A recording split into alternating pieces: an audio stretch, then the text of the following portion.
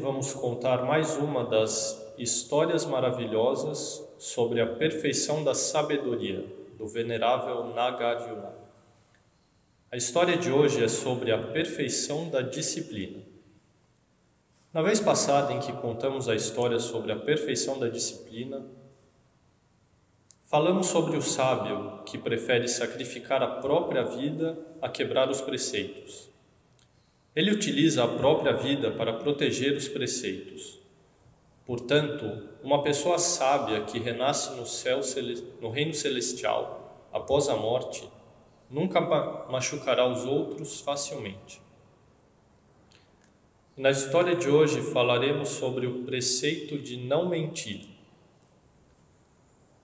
Definição da fala falsa: falar com mente impura, desejo de enganar os outros, encobrir ou esconder a verdade.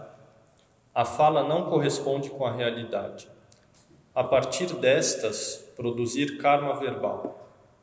Isso é chamado fala falsa.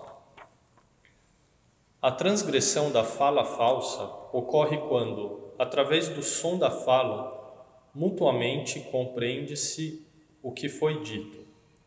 Se não há compreensão mútua, mesmo que seja fala falsa, isso não constitui uma transgressão. Por exemplo, se duas pessoas se encontram e elas não falam a mesma língua, mesmo que uma delas utilize a fala falsa para se comunicar com a outra, isso não constitui uma transgressão, pois não houve compreensão mútua. O que é fala falsa? Sabendo algo, fala que não sabe. Não sabendo algo, fala que sabe. Tendo visto algo, fala que não viu. Não tendo visto algo, fala que viu. Tendo ouvido algo, fala que não ouviu. E não tendo ouvido algo, fala que ouviu. Essas 6 são chamadas fala falsa. Se não falou dessas 6 maneiras, então não é fala falsa. A história de hoje se chama A Ofensa Caluniosa de Kokálika, preâmbulo de Nagarjuna, as falhas inerentes na fala falsa. Alguém pergunta: que falhas existem na fala falsa? A resposta: a pessoa que comete o ato da fala falsa engana primeiro a si mesmo e depois engana aos outros. Ela toma o que é real como falso e o que é falso como real. Ela vira o falso e o real de cabeça para baixo e não aceita bons dharmas, bons ensinamentos. Ela é comparável a um vaso invertido, no qual a água não pode fluir para dentro. A mente de uma pessoa que fala palavras falsas é destituída de um sentimento de vergonha ou de um sentimento de censura. Ela bloqueia o caminho para os céus e a porta para o nirvana. A pessoa contempla e percebe a existência dessas desvantagens e, portanto, evita se engajar nesses atos. Além disso, a pessoa contempla e percebe que os benefícios da fala verdadeira são extremamente vastos. Os benefícios da fala verdadeira vêm naturalmente de si mesmo e são obtidos com extrema facilidade. Este é o poder de todos os que deixaram a vida familiar. Tanto os chefes de família quanto aqueles que deixaram a vida familiar possuem os benefícios desse tipo de mérito. É a marca de uma boa pessoa. Além disso, a mente de uma pessoa cujas palavras são verdadeiras é correta e reta. Como sua mente é correta e reta, é fácil para evitar o sofrimento. É como retirar troncos de uma floresta densa. Os troncos retos saem com mais facilidade da floresta densa. Pergunta: se a fala falsa acarreta desvantagens como essas, por que então as pessoas se envolvem na fala falsa? A resposta: existem aqueles que são tolos e deficientes em sabedoria.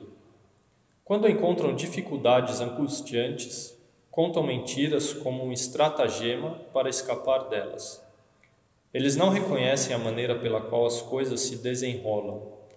quando cometem uma transgressão na vida presente, não percebem que, mais tarde, haverá uma imensa retribuição kármica resultante dessa transgressão.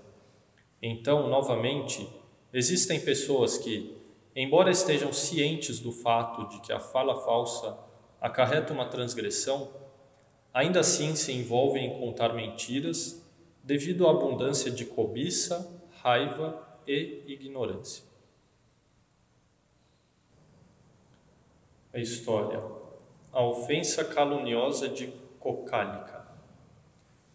Além disso, existem pessoas que, embora não sejam afligidas pela cobiça, ou raiva ou ignorância, mesmo assim testemunham falsamente a transgressão de outro homem, porque em suas próprias mentes elas são da opinião de que esse falso testemunho é realmente verdadeiro.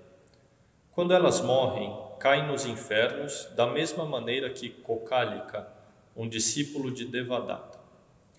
Ele buscou constantemente criticar Sariputra e Moggallana.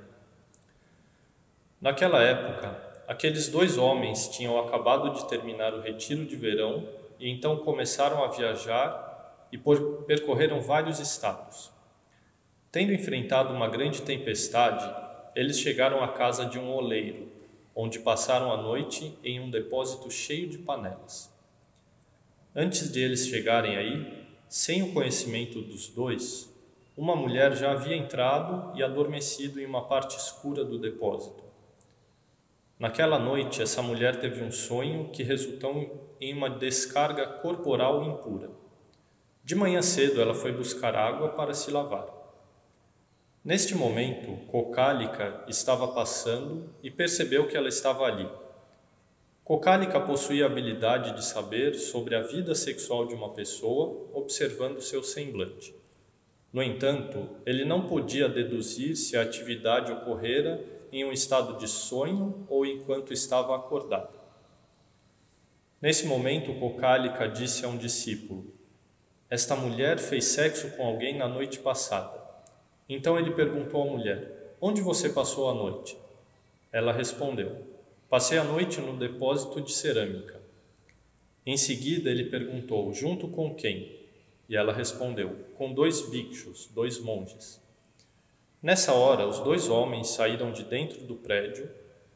Depois que Cocálica os notou, ele examinou seus semblantes e se convenceu em sua própria mente de que os 2 homens definitivamente não eram puros. Anteriormente, ele nutrira ciúmes por eles. Tendo agora observado essa situação, ele então começou a espalhar essa história em todas as cidades, vilas e aldeias. Em seguida, ele foi para o bosque de Jeta, onde proclamou em voz alta essa história falsa.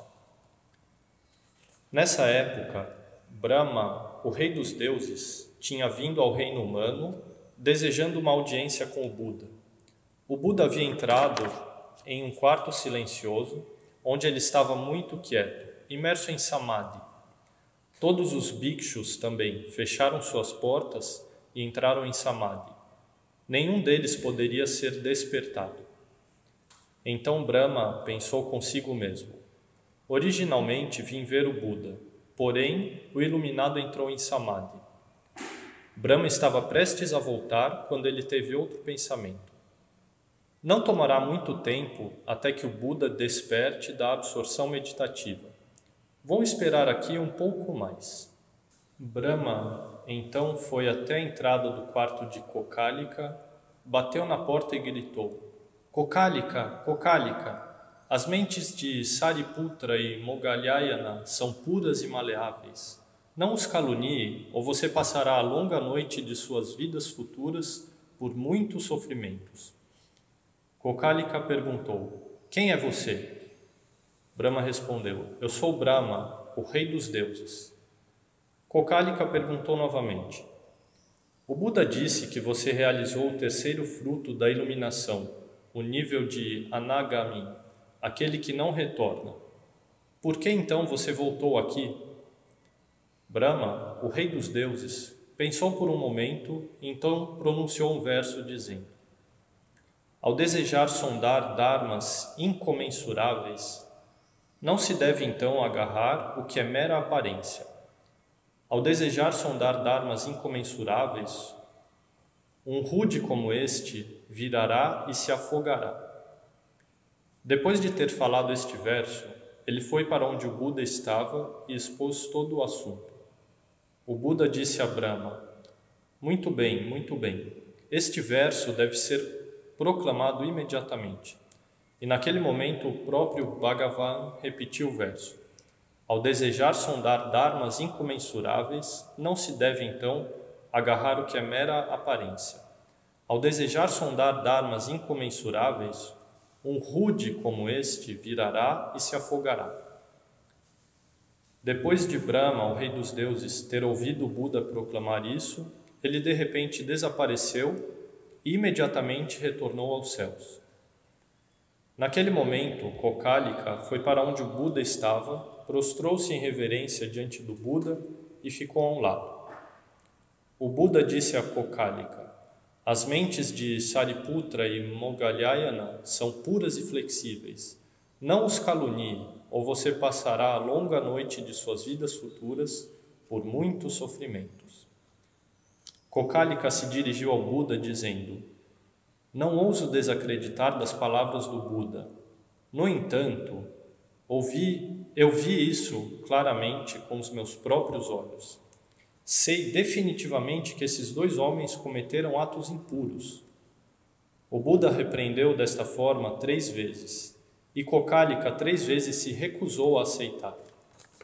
Ele então se levantou do seu lugar, saiu e voltou para o seu quarto. Seu corpo inteiro se preencheu de pequenos abscessos. No início, eram do tamanho de sementes de gergelim. Gradualmente, eles se tornaram grandes como feijões, grandes como tâmaras, grandes como mangas e, finalmente, grandes como melões. Depois, todos eles se romperam simultaneamente, fazendo com que Kokálika parecesse ter sido queimado por um grande incêndio. Ele lamentou e chorou.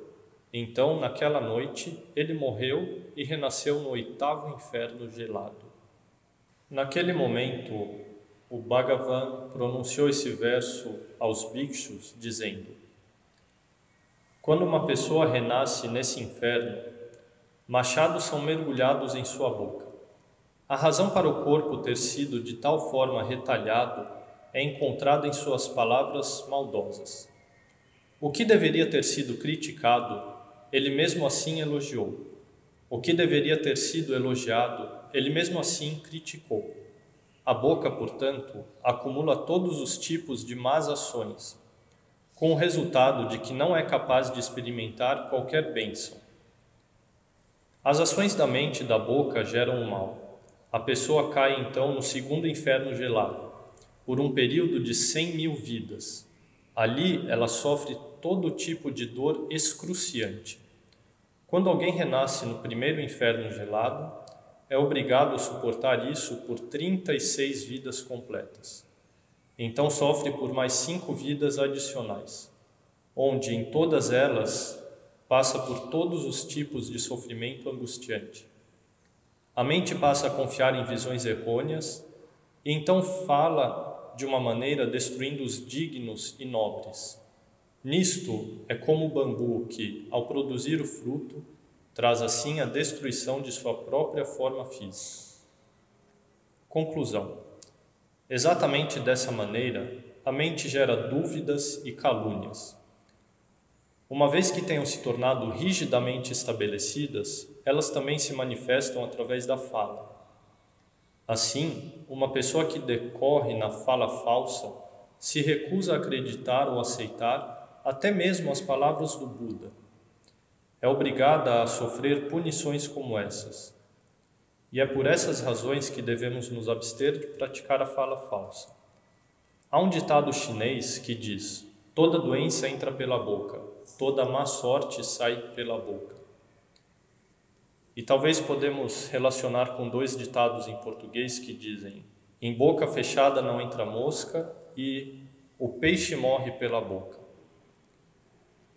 Agora, com o coronavírus, precisamos utilizar máscaras para nos proteger do contágio. E podemos utilizar essa situação como um ensinamento e uma oportunidade. Não apenas estamos nos protegendo para que o vírus não entre em nossas bocas, mas também devemos cuidar com o que sairá da nossa boca. Então, antes de falar, temos que pensar: será que depois de falar, o que minhas palavras causarão para mim e para os outros? Portanto, devemos compreender o que é a fala falsa, suas transgressões e agir com fala verdadeira, utilizando da compadoria, a união da compaixão e sabedoria, quando falarmos com os outros. Dessa forma, estaremos gerando muitos méritos para nós mesmos e para todos os seres. Namo Pho